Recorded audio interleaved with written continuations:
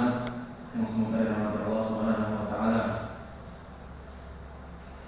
Sepatutnya kita selalu bersyukur kepada Allah Subhanahu wa taala atas rahmat hidayah-nya.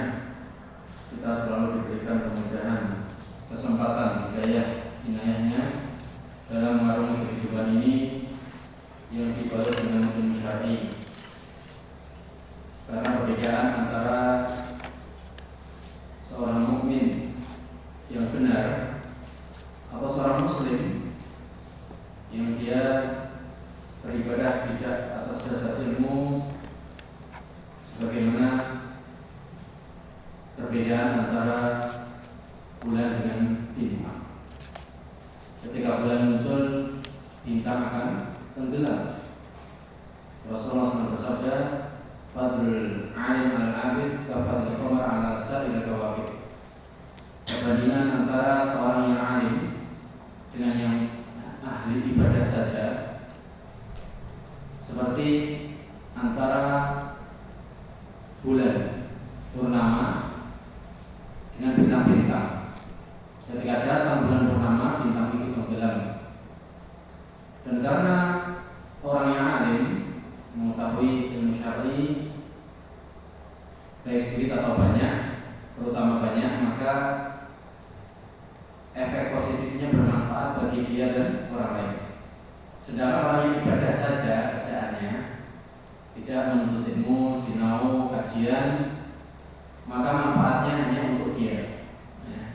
Ketika dia hanya ibadah saja, hanya ini motivasi bagi kita untuk selalu menyebar kebaikan.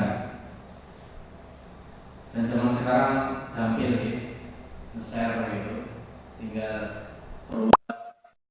dan share perkataan agama, tapi harus pilih-pilih. Banyak sekali yang tidak berdasar, perkataan-perkataan yang tidak berdalil. Sudah saya sebutkan secara gamblang di pertemuan-pertemuan sebelumnya yang berkata Ahlussunnah dalam berdalil. Alhamdulillah. Karena saya di pertemuan terakhir ini, maksudnya kataman kitab ini, karena ini sudah akhir.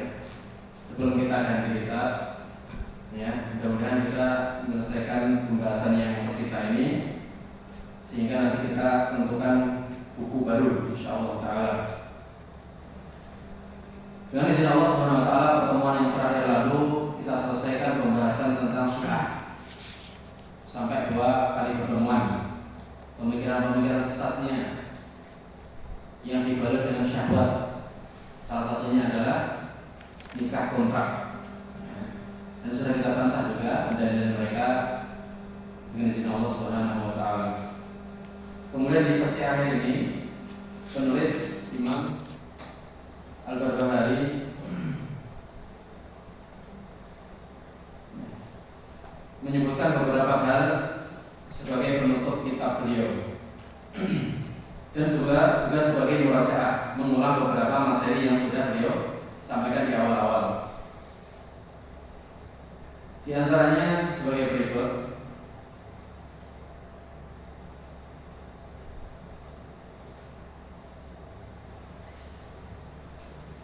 Nah, wasami'a Rasulullah qauman ala babi hujratihi. Suatu hari Rasulullah SAW mendengar di depan rumahnya para sahabat, beberapa kaum. Sebagian mereka ngomong, bukankah Allah berfirman gini? Wa yaqul al-akhar, alam yaqulillahu kadza? Bukankah Allah berbicara seperti ini? Dan mereka berdebat kusir, Pak. Fa kharaja mughdaban. Kemudian Nabi kita keluar rumah dengan keadaan marah. Jadi Rasulullah mendengar bisikan itu dari dalam rumah. Ini apa ini para sebagian ya? Para sahabat kok debat kusir. Kemudian Rasulullah marah dan keluar rumah seraya bersabda, "Abi hadza umirtum?" Apakah kalian diperintah untuk seperti ini? Abi hadza bu'itsu ilaikum. Apakah saya diperintahkan? Apakah saya diutus untuk kalian dengan cara seperti ini? Yaitu antadriku kitab Allahi ba'dahu ba'din. kalian membenturkan firman Allah dari satu dengan yang lain. Antadribu kitabullah wa atau. Kenapa? Karena pada dasarnya wahyu itu satu kesatuan, satu paket. Ayat di sini menafsirkan yang lain. Ayat yang belum jelas dijelaskan di ayat yang lain, di surat yang lain. Jadi tidak boleh kita benturkan. Tidak boleh kita mengatakan Allah kan berfirman gini di surat ini, tidak, yang benar berfirman gini. Nah, ini tidak bisa. Kenapa? Karena wahyu itu keluar dari sumber satu, baik Al-Quran dan Sunnah, yaitu dari Allah Subhanahu wa Ta'ala. Dan kejadian itu disebut fanaha, kata penulis, anil jidal. Maka Rasulullah SAW melarang dari debat kusir, debat yang tidak berhujah dengan hujah yang tepat dan juga dengan kebodohan. Hadis riwayat Ahmad dan disahihkan oleh Imam Syafi'i rahimahullah. Jadi gitu Pak ya, kita sudah belajar banyak, sudah banyak membaca Al-Quran, hadis juga. Maka tidak boleh kita berdebat dengan cara tanpa ilmu, dengan pendapatnya sendiri. Harus berdasarkan Al-Quran, Sunnah dan juga pemahaman para ulama dan para salafus saleh, dan juga dengan bahasa Arab, karena Al-Quran dan Sunnah ini turun dengan bahasa Arab, bukan berbahasa Indonesia. Jadi intinya permasalahan ini harus ada hakimnya. Hakim ketika ada berselisih antara dua kubu, antara 2 orang, 3 orang, atau banyak orang, yaitu Al-Quran Sunnah dengan pemahaman salaful ummah, pemahaman para ulama salaf. Karena Ibnu Mas'ud, seorang sahabat sendiri, mengatakan para sahabat itu adalah punya hati yang bersih. Allah pilih Nabi Muhammad, Allah melihat para manusia dan melihat yang paling suci adalah Nabi Muhammad, yang paling bersih hatinya Nabi Muhammad, yang paling terbaik. Artinya ketika Allah mencari para sahabat yang mendampingi manusia terbaik, mencari orang terbaik juga, tidak sembarangan Pak ya, preman atau orang jahat. Makanya Allah pilih para sahabat itu untuk menemani Nabi, dan artinya mereka yang paling paham terhadap Al-Quran Sunnah. Monggo dicari buku-buku, sudah banyak sekali ayat ini pemahamannya bagaimana, itu ada di para salaf. Kalau tidak ada di sahabat, di tabi'in dan seterusnya. Dan juga hadis Rasulullah SAW. Ini sudah saya sebutkan sebelumnya. Gunanya apa? Untuk melerai pertikaian ini di antara pertikaian yang terjadi di kalangan manusia. Dan saya hati, kenapa? Karena masing-masing berdalil dengan Al-Quran Sunnah. Sudah kita sebutkan ya, Jahmiyah, sekte Mu'tazilah, bahkan sekte Syiah berdalil dengan Al-Quran dan Sunnah. Sunnahnya pun dipilih-pilih dan dibuat-buat sendiri pahamnya mereka. Maka harus ada pemahaman yang menjadi hakim, yaitu pemahaman salaf. Dan itu dalilnya sangat banyak sekali. Mereka sudah dapat legalitas dari Allah Subhanahu wa Ta'ala dan Rasulnya. Rasul bersabda, "Khairun nasi qarni." Sebagai manusia adalah zamanku, summaladina yarunahum, kemudian zaman setelahku dan setelahku. Sudah. Ada larangan debat kusir dalam Al-Quran. Allah berfirman di surat Ghafir ayat yang keempat, "Ma yujadilu fi ayatillahi illa alladziina kafaru." Tidaklah orang yang mendebat gitu ya, ayat-ayat Allah Subhanahu wa Ta'ala, kecuali orang-orang yang kufur.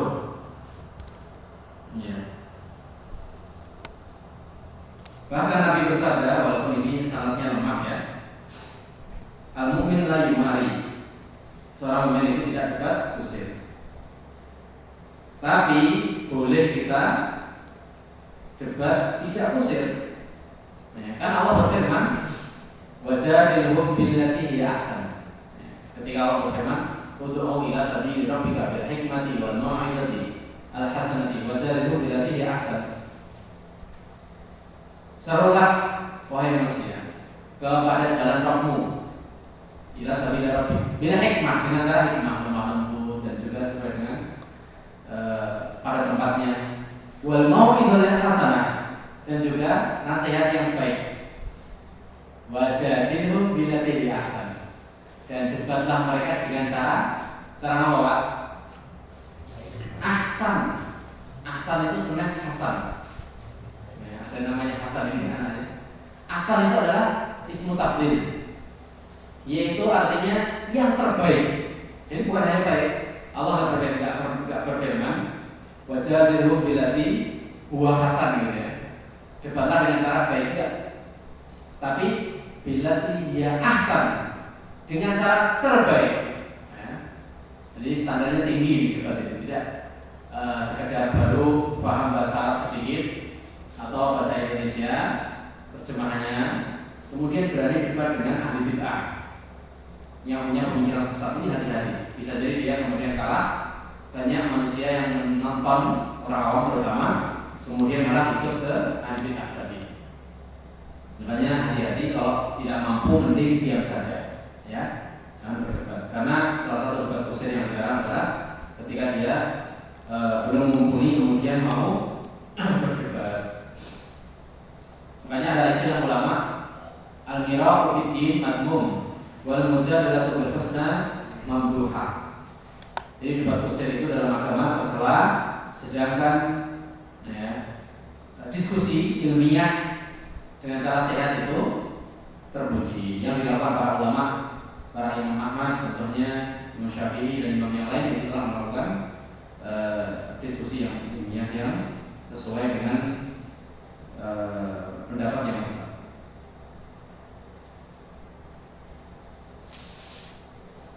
Kemudian di sini penulis mengatakan, ya, ini unik di sini. Permasalahan yang sudah dibahas beliau di awal, beliau ulang lagi. Wa man qala al-iman qaulun wa 'amalun yazidu wa yanqus faqad kharaja min al-irja' kulli. Awwali wa akhiri. Barang siapa yang berkata iman itu mencakup perkataan, perbuatan, dan iman itu bisa bertambah dan berkurang, maka dia selamat dari pemikiran sesat, yaitu murji'ah. Murji'ah maksudnya apa? Orang yang mengatakan iman itu dalam hati saja, udahlah. Yang penting hatinya yang dijilbabi, gitu ya. Luarnya tidak apa-apa, kita tidak pakai jilbab. Yang penting hatinya kan baik. Itu kan orang banyak yang pakai cadar bahkan, tapi hatinya busuk, suka menggunjing, ghibah, gitu ya. Mending saya nggak usah pakai baju, yang penting baik, gitu ya. Masih makan orang lain, gimana caranya? Gimana kira-kira pendapat seperti ini? Jadi seakan-akan dia mengambil sebagian dan menolak sebagian. Kita katakan kepada model orang seperti ini, kayaknya masih ada zaman sekarang ya, cewek ini seperti ini, yaitu Allah memerintahkan memakai hijab, Allah sendiri juga zat yang sama melarang ghibah. Jadi tidak boleh kemudian yang penting saya tidak ghibah, saya tidak perlu berhijab. Allah yang melarang engkau ghibah, yang kemudian ghibah itu Anda tinggalkan, Allah itu sendiri memerintahkan untuk hijab, dan itu wajib, ya, fardu ain bagi wanita. Maka iman itu tempatnya bukan hanya hati saja, tapi juga perbuatan. Nah ini Ahlussunnah seperti itu Pak ya. Hati-hati. Mungkin wanita tersebut belum dia awam, tapi bisa jadi pertama kali yang ngomong seperti itu adalah dia punya pemikiran sesat itu, yaitu murji'ah. Dihembuskan kepada orang awam seakan-akan manis perkataannya, tapi itu mengandung diabetes, gitu ya. Jadi mengandung bahaya. Yang penting hatinya enggak. Allah melihat luarnya juga. Karena Rasul bersabda, inna fil jasadi mudghatan idza salahat salaha jasadu kulluhu. Di dalam jiwa itu ada hati. Kalau ini baik, maka yang lain juga baik. Yang mengklaim bahwasannya yang penting hatinya baik, kalau memang dia jujur, harusnya dia juga baik keluarnya. Baik ini maksudnya apa? Baik menurut versi Allah Subhanahu wa taala, yaitu ketika diperintahkan berhijab, dia berhijab. Ya. Kalau misalnya dia tidak berhijab dengan alasan apapun, artinya di hatinya tidak baik. Ya. Jadi hati baik tidak itu bisa dilihat dari luarnya. Oh, dia tidak menjalankan syariat. Berarti klaim baik hati itu kurang sempurna. Jadi di sini penulis ingin mengingatkan pentingnya masalah bid'ah murji'ah ini. Ya, padahal sudah selesai di awal-awal dulu sampai 2 atau 1 pertemuan ya. Tapi beliau mengulang lagi dan menempelkan di sini dengan masalah irja, yaitu murji'ah. Fitnah di zaman dulu, di zaman tabi'in atau atba'ut tabi'in, setelah sahabat habis itu muncul murji'ah ini ya. Jadi dia datangnya setelah sekte Khawarij ya, kemudian Syiah, kemudian murji'ah, berurutan. Murji'ah ini tidak kalah ngerinya. Karena bagi mereka mengatakan la tadurru ma'al imani maksiyatun kama la tanfa'u ya, kama la tanfa'u ya, la tadurru ma'al imani maksiyatun kama la tanfa'u ma'al kufri ta'atun. Ini kaidah mereka yang sangat menyesatkan, yaitu tidak bermanfaat ya, tidak membahayakan orang, kemaksiatan level apapun walaupun sampai kufur Pak, selama dia masih beriman hatinya. Ini bahaya. Selama hatinya masih beriman, kemaksiatan separah apapun walaupun dia nyembah patung, dia enggak musyrik. Ini bahaya siapa ya? Sama seperti itu. Yang penting hatinya baik enggak apa-apa itu. Udah toleransi aja lah kepada yang nyembah tauhid gitu misalnya. Mereka berdalil apa? Kama la yanfa'ul imanu ma'al kufri. Sebagaimana orang kafir itu amal solehnya enggak diterima. Ini potongan yang kedua ini betul Pak, betul. Orang kafir mau beramal soleh kayak apapun tidak bisa mengeluarkan dari neraka. Siapa yang datang ke tsunami kemarin Pak, orang kafir banyak kan? Ya. Bola ini siapa itu yang terkenal itu? Menggelontorkan sekian juta. Tidak bisa mengeluarkan dari neraka kalau dia tidak bertobat nanti di hari kiamat. Potongan kedua ini tepat, tapi mereka membalikkan ini.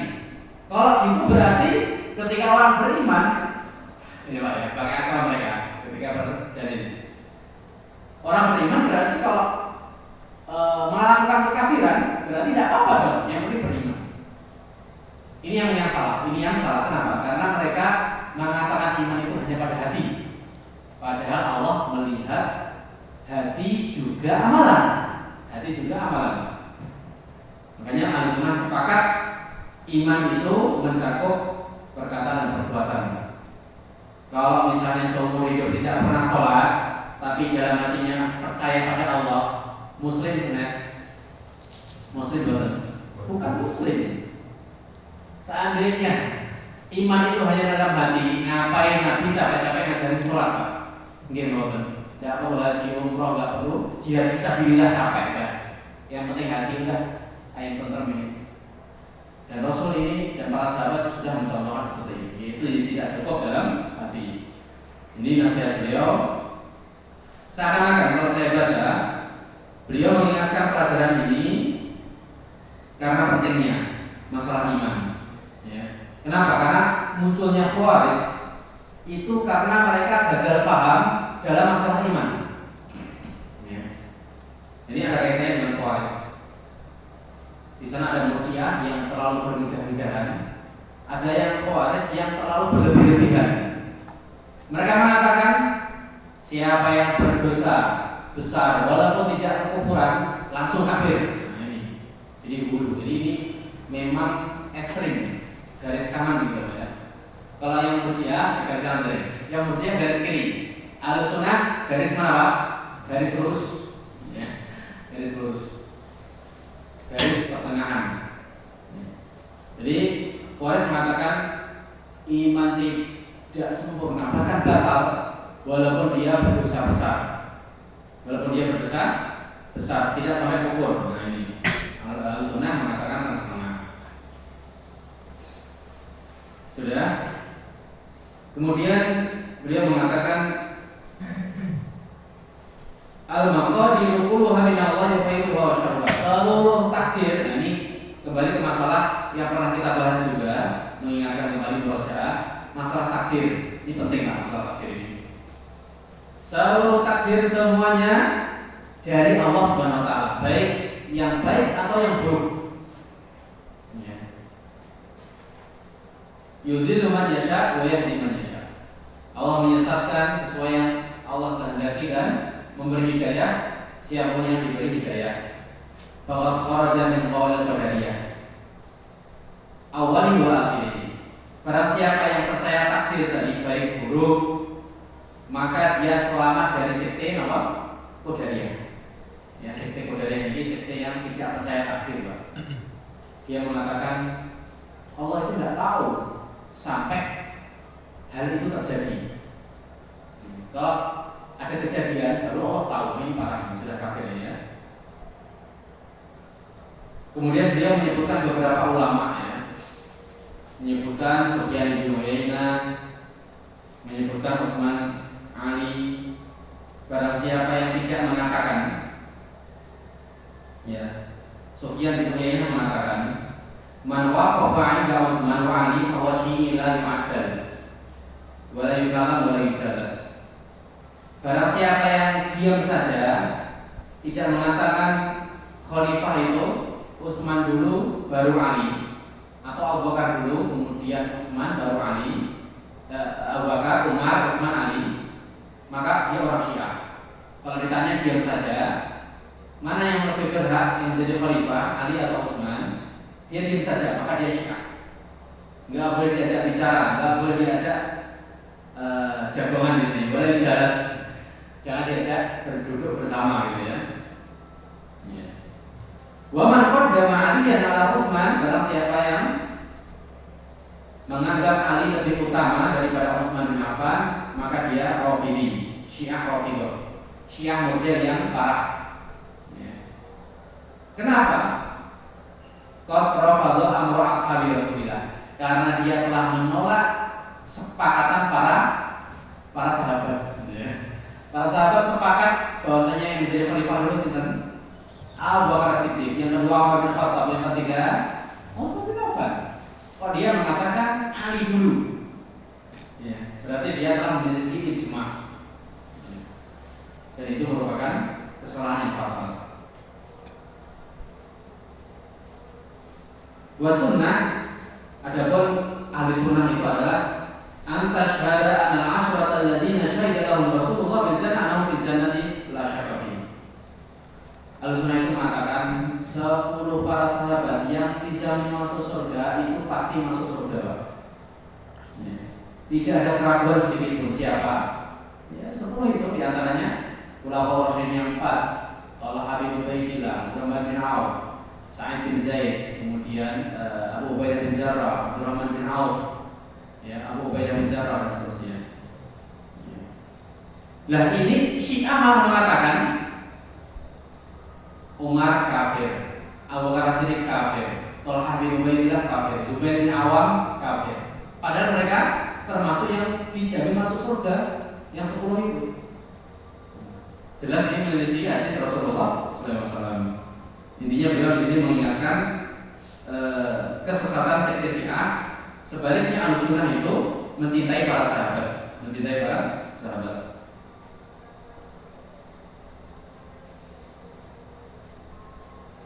Wa ta'alam anna Utsman bin Affan qutila madluman. Ketahuilah bahwasanya Utsman itu meninggal karena dibunuh.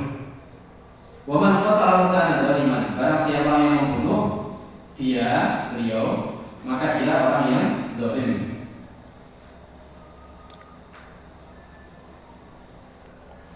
Wa minas sunnah alla yu'ina ahadan ala ma'siyatillah.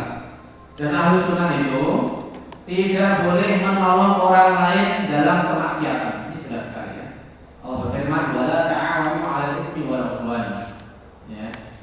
janganlah kalian saling tolong menolong dalam dosa dan berlebihan dan kezaliman. Wala ta'ata li basyarin fi ma'siyatillah. Dan tidak ada ketaatan kepada siapapun ketika dia memerintahkan maksiat kepada Allah.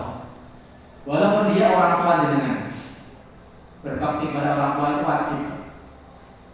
Tapi kalau perintah orang tua menyelisihi perintah Allah, nah jangan ke masjid, nanti kepleset gitu ya. Jadi kayaknya baik banget nih karena hujan kan ya. Wah ini perintah orang tua wajib sama nyawa. Nah kemudian dibarengi dengan masuk akal ya. Nanti kalau kepleset pas hujan gimana sih? Ya, maksudnya setelah hujan ya, kalau hujan ya tidak apa-apa ada jadi. Padahal dia punya cara untuk supaya tidak kepleset. Dia bukan orang tua yang mudah jatuh. Maka di sini boleh nggak kita taat pada orang tua? Wajib tidak? Tidak boleh. Ya, kita harus taat pada Allah Subhanahu wa Ta'ala. Tadi di kelas kami ditanya ya, karena pembahasannya adalah bab pernikahan. Ya, ada apa yang namanya gimana nih? Saya sendirian di rumah, orang tua sudah tua, dan mereka itu tidak mau pisah dengan saya. Kalau saya menikah gimana gitu? Saya mendahulukan menikah atau harus bersama dengan orang tua terus sampai akhir hayat gitu ya. Ini gimana ini? Berbenturan dengan perintah Allah dan Rasulnya untuk menikah. Ya, ini Mas Jumbo gimana siap-siap menghadapi model seperti ini? Saya mau menikah syaratnya harus tinggal dengan orang tua saya. Waduh ini dengan mertua ada perbedaan. Apalagi beda pemikiran. Bahkan saya tidak boleh menikah gara-gara ya, saya harus berbakti. Jadi jangan dibenturkan antara dua kewajiban. Dilihat mana kedudukannya. Allah bersama Rasulnya, kemudian siapa? Setelahnya itu pemimpin, kemudian orang tua, ya, dan seterusnya. Ketika makhluk memerintahkan sesuatu, pemimpin negeri Daulah Islamiyah, negara Islam saya memerintahkan wali amri kepada sesuatu, di zaman Nabi pernah terjadi ya. Jadi wali amri itu ada yang tinggi, ada yang agak tidak tinggi. Maksudnya parsial. Abdullah bin Hudzaifah ketika dijadikan wali amri perang ke suatu daerah, karena beliau ini suka bercanda, ya, suka bercanda orang. Memerintahkan untuk dinyalakan api di situ. Setelah nyala api, ayo masuk api itu. Saya kan memimpinmu gitu ya, harus taat gitu. Waduh, para sahabat bingung ini. Ada yang mereka mau masuk nih, karena taat sampai nyawa. Nah, tapi pada akhirnya, wah bentar dulu, kita harus adukan kepada Nabi. Karena mereka beralasan, kami masuk Islam itu lari dari api neraka. Ini kalau malah kamu perintahkan masuk api neraka, ya, masuk ke api gitu ya, api dunia. Ini gimana sih? Saya itu pengen lari dari api kok. Masuk Islam ini pengen lari dari api, malah kamu perintahkan dari api. Diadukan ke Nabi, kemudian Nabi menegur ya, bahwasanya la ta'ata li makhluqin fi ma'siyatil khaliq, innama ta'atu fil ma'ruf. Jadi tidak ada ketaatan ya, dalam bermaksiat kepada Allah Khaliq Subhanahu wa taala, karena ketaatan itu hanya pada yang baik saja, atau minimal ketaatan itu sesuatu yang tidak menyelesaikan syariat. Walaupun itu aslinya mubah, Pak. Aslinya mubah. Misalnya pemimpin atau orang tua merintahkan makan nasi. Ini kan mubah, Pak. Jangan enggak pengenku tiwul saja gitu ya. Ini yang muda tidak tahu ya tiwul. Mau apa tiwul itu? Nasi dari ketela ya. Kalau yang jagung, nasi jagung ya. Enggak, saya pengen tiwul saja. Namun jangan wajibkan. Nah, posisi mubah seperti ini dan dia tidak sedang puasa, kita wajib samina wa ta'ala. Karena kadang orang tua itu ingin ditemani. Ya. Ayolah makan nasi bersama aku. Kok makan kamu kok beda. Enggak enak ya masakan rumah, ini malah bikin sakit. Nah, kalau ini monggo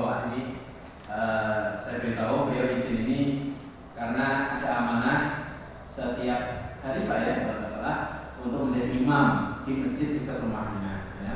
Dan belum ada imam yang lain, maka setiap mepet sholat ini belum minta izin ya.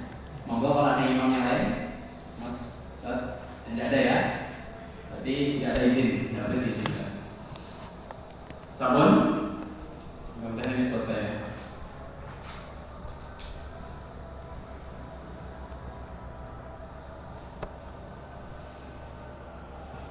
Al-imanu bi anna taubah fardhatun 'alal ibad. Ahlussunnah itu harus beriman bahwasanya taubat itu wajib, Pak. Taubat itu fardhu 'alal ibad. Taubat bagi seluruh hamba.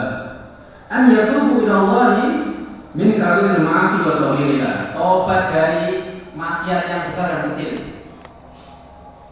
Dan taubat juga saya tambahi dari kurang sempurnanya kita dalam ketaatan, itu harus ditobati. Jadi tobat itu tidak hanya dari maksiat, tapi tobat dari ketaatan yang kurang sempurna. Dalilnya apa? Nabi mencontohkan istighfar kapan, Pak? Ba'da sholat. Istighfar pada sholat. Istighfar kok setelah amal sholat ini gimana sih? Nah, kenapa? Karena manusia mayoritas itu sholatnya tidak khusyuk, masih ada kekurangan dalam sholat tapi gundul, gitu kan ya. Dalam sholat masih mengikuti hawa nafsu dunia. Allahu Akbar, masih ingat? Nah, tadi si pulang kurang ajar ya, misalnya. Kekurangan, Pak, dan ini ditutupi dengan istighfar. Karena itu kekurangan. Kenapa? Karena Allah memerintahkan sholat itu khusyuk. Allah memerintahkan sholat itu sempurna, tapi manusia, namanya manusia itu tidak ada yang sempurna, maka harus istighfar. Karena itu hak Allah SWT. Yang kedua ini penting sekali.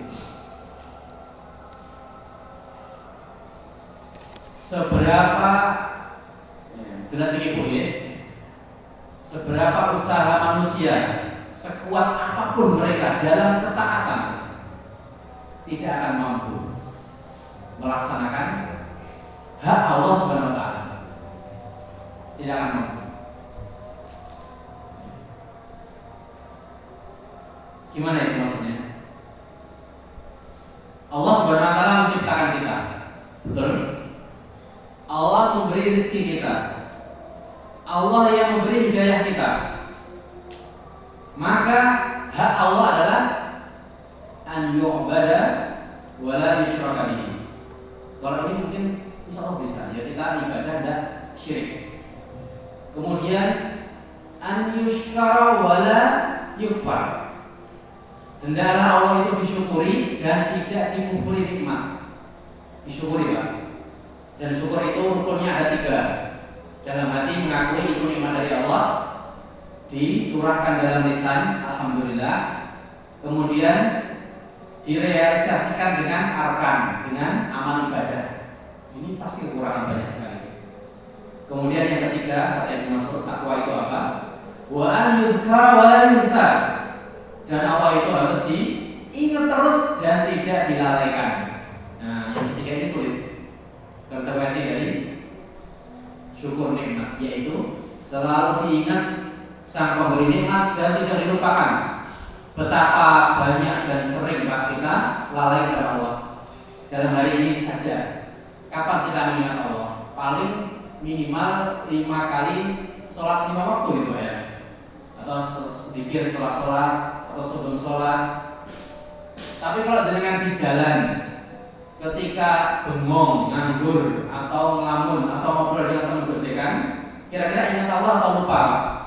Lupa. Ini manusia tidak ada yang sempurna, mesti ada kekurangannya, tidak bisa menggunakan hak Allah. Makanya Nabi bersabda di Sahih Bukhari Muslim, lan yudkhila ahadakumul jannah bi amalihi.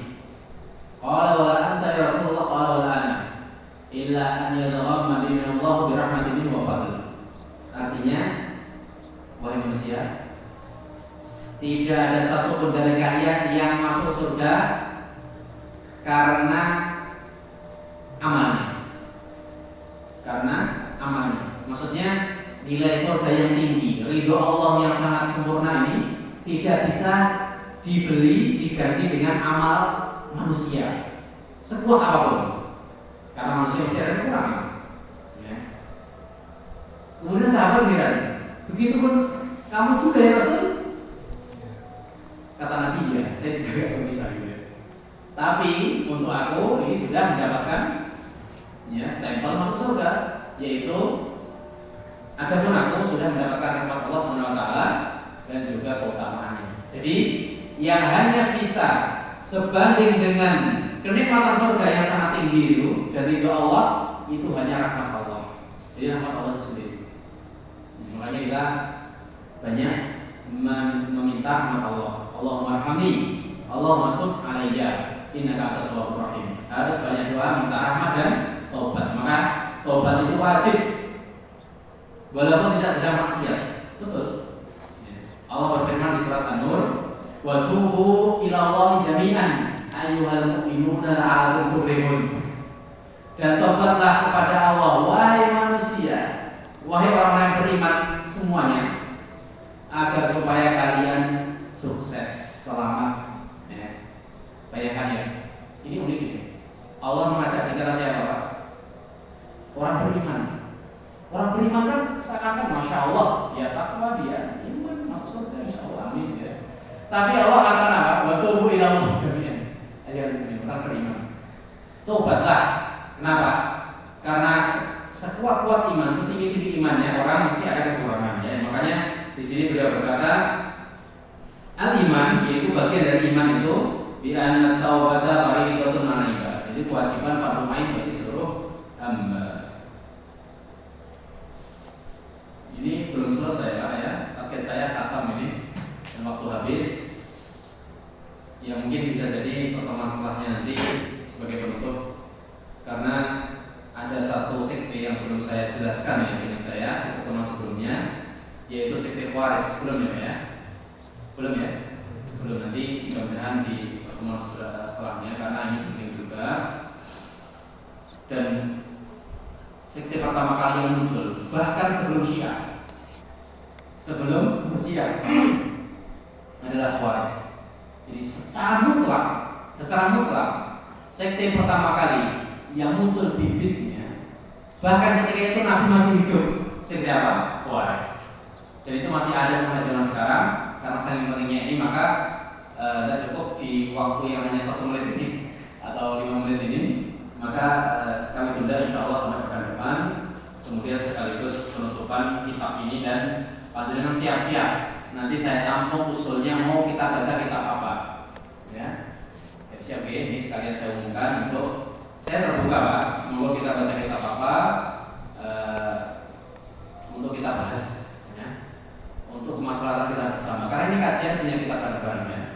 Bukan hanya saya sabotase saya sendiri tidak ya. Karena ini buat masyarakat dan juga semuanya, maka kami menerima.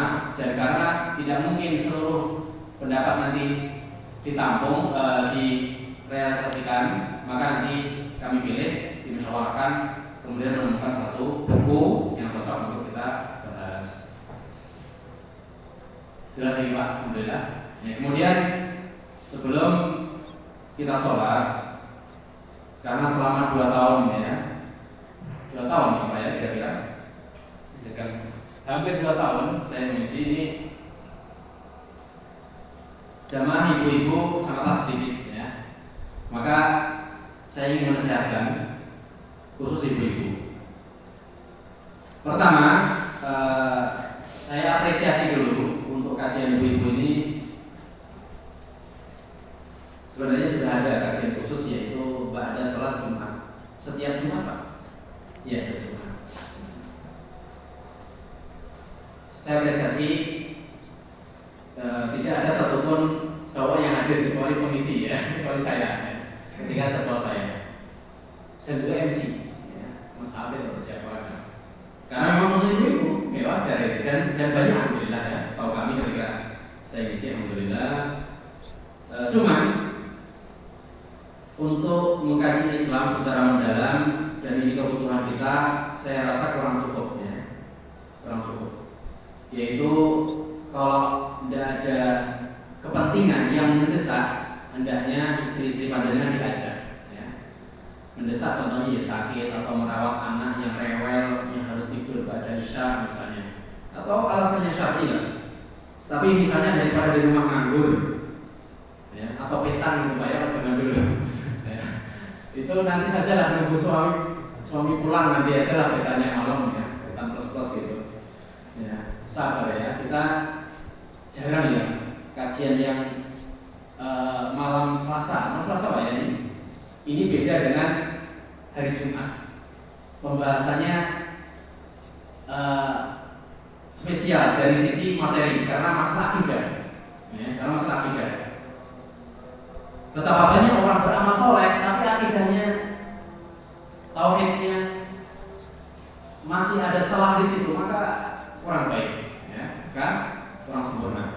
Jadi akidah ini sangat penting sekali, maka saya mengajak untuk ibu-ibu ya, khusus tolong disampaikan ibu ya, temannya atau adiknya, anaknya, kalau enggak di rumah daripada nganggur gitu ya, daripada HP-an itu terutama yang muda, ayo ngaji di sini bareng-bareng. Adapun motivasi terbaik adalah motivasi keadaan umat terbaik, yaitu Rasulullah dan juga para sahabat. Ya, ini dalilnya, dalil para ibu-ibu ini semangat di zaman Nabi. Makanya Allah pilih mereka menjadi para sahabiah, para sahabat perempuan. Mereka dipilih oleh Allah menjadi istri-istri Nabi karena mereka punya semangat lebih di atas rata-rata daripada ketika belajar ilmu syar'i. Contohnya ini ya. Contohnya misalnya hadis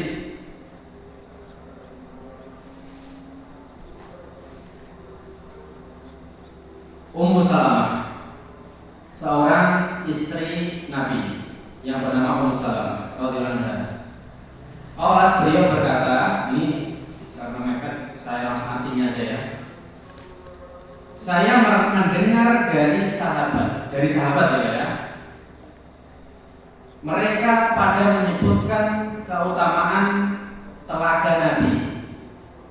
Telaga Nabi di mana? Di pada masyarakat. Tapi beliau ini punya semangat tinggi. Ini Rasul masih hidup. Saya harus mendengar ke Nabi langsung. Beliau mengatakan dalam asma dari kami Rasul. Tapi kok aku belum mendengar langsung ini? Saya baru mendengar dari manusia ini, dari para sahabat. Ya. Maka ketika Rasul SAW bersabda yang kedua tentang masalah telaga Nabi, motivasinya bagaimana syarat-syaratnya supaya bisa masuk situ minum dari telaga itu, beliau ingin segera mendengar langsung ke majlis Nabi.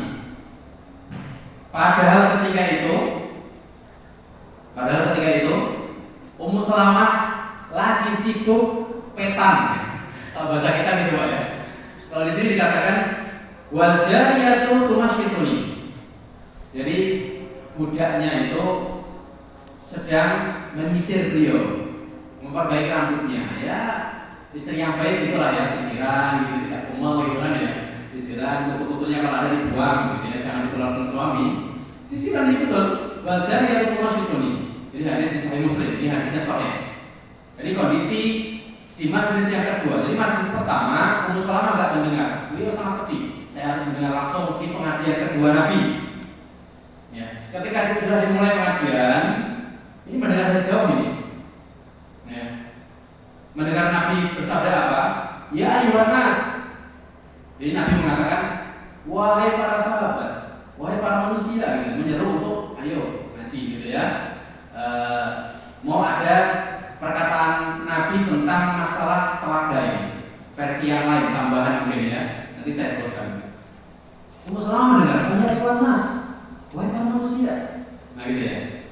Padahal beliau lagi petan, lagi sisir ya, lagi disisir oleh budaknya gitu, jariah. Kemudian Ummu Salamah mengatakan kepada budak tadi, istaghfiri ani, sana pergi, udah, nggak usah dilanjutkan isirnya, nanti aja. Aku mau mendatangi kajian itu ya, dari jauh kelihatan ini sudah gerombol gitu ya. Tapi si budak tadi malah ngomong gimana? Nggak usah ya, innama ada rijal. maksud Nabi itu, wahai manusia, itu maksudnya beliau mengajak para cowok saja, para laki-laki, bapak-bapak saja gitu ya. Tidak maksudnya mengajak perempuan. Qalat innama ar-rijal. Mereka Nabi itu hanya ngajak untuk hadir itu cowok saja. Walam yad'u an-nisa, dan tidak mengajak wanita. Tapi lihat kecerdasan Ummu Salamah. Beliau bersabda, "Inni minan nas." Aku itu bagian dari manusia. Kan Nabi kan sabdanya gini, "Ya ayyuhan nas, wahai para manusia." Ngumpul gitu ya. Tapi si budak malah menafsirkan, maksudnya manusia itu adalah cowok gitu ya. Ummu Salamah membantah, tidak, manusia itu ya mencakup cewek cowok dan saya termasuk manusia, bukan hewan gitu mungkin ya. Kemudian akhirnya beliau datang, alhamdulillah. Bayangkan ya, dalam keadaan masih sibuk nyisir rambut untuk menyambut Nabi mungkin nanti kan ya. Tapi enggak, ini saya harus mendengar langsung. Ditinggalkan, saya pergi sama nanti aja lanjut. Akhirnya beliau datang, mendengar sabda Nabi. Beliau bersabda, hadis riwayat Muslim, "Inni lakum faratun ala haud." Ya. Inni lakum faratun ala haud. Nanti di hari kiamat saya nanti akan datang duluan di telaga itu. Datang duluan, baru para sahabat, baru pengikut Nabi yang tidak melakukan bid'ah.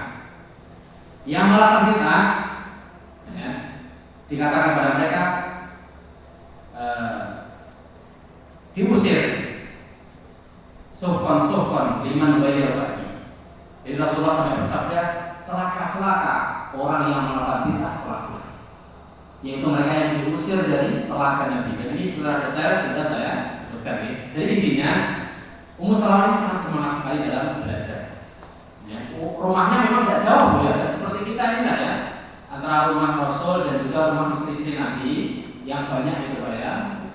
Itu dekat. Makanya ketika Nabi pengajian seperti ini, bayangkan dulu tidak ada mic Pak ya. Ketika Nabi ngomong ya Yohanes, ya, tetap dengar karena rumahnya juga dekat gitu ya. Apalagi rumahnya Aisyah. Itu nempel malahan. Rumahnya lain ya jauh, tapi kedengaran. Ya. Ini semangat mereka dalam belajar ilmu syar'i. Ya. Walaupun mereka punya kesibukan, tapi tetap mendatangi majelis ilmu. Ada kejadian lain. Ada kejadian lain. Ini contoh yang lain ya. Ada banyak contoh sih. Misalnya ada sahabat yang datang kepada Rasulullah SAW. Ada sahabat yang datang kepada Rasulullah SAW, hadis Aisyah atau yang lain. Dia mengatakan yang artinya, wahai Rasulullah, qad ghalaba 'alaina rijal, ij'al lana yawman. Wahai Rasulullah SAW, kami dikalahkan para laki-laki. Kok bapak-bapak terus, bahasa kita gitu ya, kok bapak-bapak terus yang sering sinau kepada panjenengan? Jatah kami kapan gitu? Kami ingin belajar ini ya. Jadi cewek, kalau di sini nggak disebutkan siapa perempuan ini ya. Jadi ada seorang ibu-ibu datang, ya, nggak tahu ini siapa, yang namanya Sabia, ngadu, ngeluh, kok cowok terus yang dapat jatah ilmu? Kami itu pengen butuh ini ya. Ya. Maka jadikan untuk kami spesial 1 hari aja nggak apa-apa gitu ya, karena kita sibuk ya. Sibuk apa? 3M, masak, masuk, mana gitu ya. Nggak apa-apa lah, karena kita sibuk, cowok itu sering keluar, kesempatan ketemu jenengan, bisa sinau di masjid, di tempat perang atau di mana. Nggak apa-apa sehari saja ya. Nanti akhirnya Rasulullah mengatakan yang artinya intinya, oke, ya gitu ya, bahasa kita. Oke, silahkan kalian tentukan nanti, kumpul nanti saya datang. Betul, mereka kemudian kumpul, kemudian datang, kemudian Rasulullah ngajar di situ. Ya. Jadi luar biasa, mereka sampai iri Pak. Iri pada siapa? Kepada para laki-laki. Kok kajian kalau kita di sini misalnya kontak di Al-Falah. Ya. Kok ini cowok yang rame? Ibu-ibu ini harus iri ya. Iri dalam kebaikan itu wajib ya. Ya. Tapi kalau iri dalam hal dunia jangan. Iri dalam kebaikan harus ini kita. Kok dia lebih semangat? Kok dia lebih banyak. Ayo ibu juga dihasong ya. Kalau misalnya panjenengan tak sholat di rumah kan ibu-ibu lebih baik ya. Oke. Tapi kan kajiannya setelah sholat. Kalau panjenengan harus sholat di rumah, ya bisa lah kita setelah sholat datang gitu ya. Aku sholat di masjid tidak masalah juga. Rasulullah bersabda, la tamna'u ima Allah masajid Allah. Wahai para suami, wahai para orang tua laki-laki, jangan kalian cegah para wanita kalau ingin sholat di masjid. Jadi ini boleh. Dan insya Allah mendapatkan pahala 27 derajat juga. Walaupun dari sisi lain memang sholat mereka di rumah lebih baik, betul. Tapi dalam kondisi tertentu, ya minimal ya beberapa kali dalam sepekan, terutama ketika ada kajian, ya sholat di masjid supaya tidak tertinggal ya pengajiannya. Cuman beberapa pertemuan itu saya heran juga, itu banyak pak perempuan. Apakah judulnya ya yang aneh gitu ketika itu pertemuan lalu atau setelah atau sebelumnya ya yang pernah syiah itu. Mungkin karena judulnya unik dan pengen tahu, akhirnya ramai gitu, insyaallah ya. Biasa sama ada yang bawa motor gitu ya, dan sebagainya. Kalau misalnya tetap kita husnudzon kepada mereka, mungkin mereka sampai sekalian yang telah melayani suami, ya, maka mereka harus beristirahat. Tapi ini dikhususkan kepada mereka yang di rumah tidak ada kerjaan, di rumah malah berjualan gitu ya. Itu jualan itu ya ada waktunya ya, waktunya nasi-nasi, waktunya jualan itu siang tadi. Burung saja, kalau sudah waktu sore itu sudah lah ya. Kita tidak boleh tamak ya. Burung saja mencukupkan sampai sore. Rasulullah bersabda, "Lau anakum tawakkaltum 'ala Allahi haqqa tawakkuli, la razaqakum kama yarzuqut tayr, la tadru khimasan wa taruhu bitana." Kalau seandainya kalian tawakal ya kepada Allah, sebenar-benar tawakal, maka ya kalian akan diberi rezeki seperti burung. Mereka keluar dalam keadaan perut keroncongan pagi hari, wa taruhu bitana, dan mereka sore hari pulang dalam keadaan perut kenyang. Sore hari ya, kalau malam itu sudah cukup. Demikian ini nasihat untuk ibu dan juga bapak-bapak, karena panjenengan juga langsung ketemu mereka, bisa dinasihatkan. Tak cukuplah saya sinau dari bapak-bapak, sempat pak. Ibu-ibu sinau dari jenengan. Ya. Kalau sempat pun mungkin tidak sempurna ya, karena syahid laisa al-mukhbir al-khabar laisa al-mu'ayyanah. Istilah para ulama ini. Al-khabar laisa al-mu'ayyanah. Jadi al-khabaru laisa al-mu'ayyanah. Orang yang mendengar itu beda dengan melihat langsung. Kalau mendengar langsung atau melihat langsung itu beda dengan mendengar lewat orang lain. Kalau orang lain itu kadang saya menyampaikan seperti ini, dapatnya pada dengan oke 90%. Tapi nanti yang ingat di rumah berapa persen pak? Ya itu yang disampaikan. Itu pun belum tentu ketika bisa cepat ya. Ini bagian tidak ada kerjaan libur dan tidak ada kewajiban yang lain. Saya mengajak ya, ya minimal kalau memang belum bisa yang Jumat lah ya. Yang Jumat ini jangan ditinggalkan, karena itu apalagi itu khusus ibu-ibu. Kalau bisa, apalagi yang rumahnya dekat, apalagi yang rumahnya nempel masjid itu lebih didekatkan lagi karena tidak berat ya. Kalau yang jauh mungkin karena hujan atau karena macam-macam, wanita atau malam misalnya yang tidak bersama suami terutama, maka dimaklumi. Tapi yang dekat ini harapannya mengajak, monggo, karena tugas saya mengajak ya, ada hidayah kemauan itu kembali ke masing-masing. Walau bisawab, ngapunten atas followernya ini. Tapi insya Allah nanti kalau panjenengan ada banyak pertanyaan, siap siaga saya dalam malam ini sampai jam 8 insya Allah, karena tidak ada rapat bagi saya. Karena pertemuan yang lalu saya izin sebelum waktu selesai dan beberapa angkat tangan lah ya, akun Soro, Suri dan yang lain, saya belum sempat menjawab juga. Maka ini kesempatan untuk menuangkan seluruh pemikirannya, baik pertanyaan atau diskusi, monggo silakan, dan seterusnya insyaallah kami layani kalau kami mampu biidznillah taala di pertemuan dua pertemuan sebelum terakhir dalam karangan kitab Syarh Sunnah punya Imam Al-Imam Al-Barbahari rahimahullah rahmatan wasi'atan. bisawab. Kita lanjutkan sesi tanya jawab setelah sholat isya berjamaah insyaallah taala. Wassalamualaikum warahmatullahi wabarakatuh.